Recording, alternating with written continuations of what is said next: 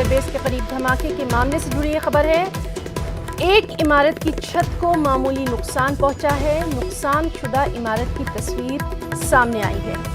तो इस वक्त की बेहद अहम खबर, लगातार इस पर हमारी नज़र बनी हुई है। आप तस्वीरों में देख सकते हैं, एक इमारत की छत को मामूली नुकसान पहुंचा है और नुकसान शुदा इमारत की ये तस्वीर जो है ये सामने आई है। आपको बताएं कि जम्मू एयरपोर्ट स्टेशन के टेक्निकल एरिया में कल 2 बजे के करीब रात में कम शिद्दत वाले ये 2 धमाके हुए हैं।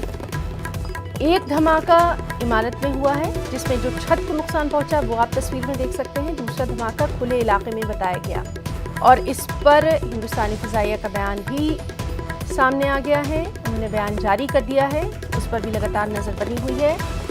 एसपी सतह की एनआईए की जो टीम है वो भी वहां पर पहुंच चुकी है। एनआईए की टीम जम्मू एयरपोर्ट पहुंच चुकी है। तो लगातार मामले की तफ्तीश जारी है।